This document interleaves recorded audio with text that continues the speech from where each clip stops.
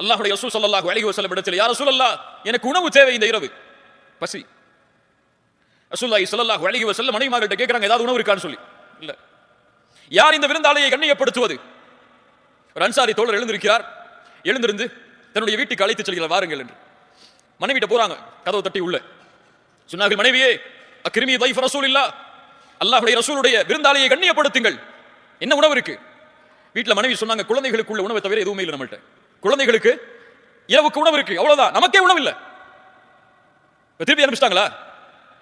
சொன்னார்கள் மனைவியை பார்த்து, அப்படியா, குழந்தைகளை உறங்கவை, விளக்கை அணைத்து விடு, நெருக்கமாக அந்த விருந்தாளிக்கு உணவை வைப்போம், குழந்தைகளின் உணவை, அவர் பசியாரட்டும் நாம் பசியில்லாம், அவர் பசியாரட்டும் நாம் பசியால் உறங்குவோம். அப்படியே குழந்தைகள் உறங்க வைக்கப்படுகிறார்கள், விளக்கு அணைக்கப்படுகிறது, அவர் சாப்பிடுகிறார், இவர்கள் சாப்பிட்டு விட்டார்கள் அவர் நினைத்து எழுந்து செல்கிறார். ரசூலுல்லாஹி ஸல்லல்லாஹு அலைஹி வஸல்லம் மறுநாள் காலையில் அவரை அழைத்து சொன்னார்கள், உமக்காக அல்லாஹ் குர்ஆனில் ஒரு வசனத்தை இறக்கி இருக்கிறான். ஒரு ஏழை நபித்தோழருடைய வீட்டில் இரவில் நடந்த செய்தியை அறிந்தவன் யார்?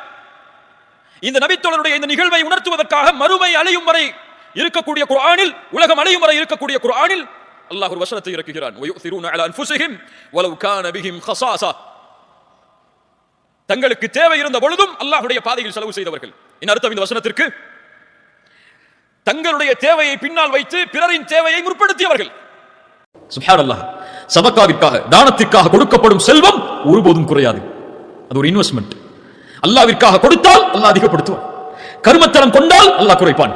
மலக்குகள் துஆ செய்வார்கள், யா அல்லாஹ் கொடுக்கிறான் அவனுக்கு கொடு என்று. அல்லாஹ்விற்காக கொடுக்கப்பட்ட செல்வம், அல்லாஹ்வுடைய வாக்குறுதி, தூதருடைய வாக்குறுதி, அது உயரும், அது உயரும். கஷ்டமா இருக்கக்கூடிய நேரத்திலையும், சிரமமே இல்லாம சந்தோஷமா வாழக்கூடிய நேரத்திலையும் அல்லாஹ்வுடைய பாதையில் செலவு செய்வான்.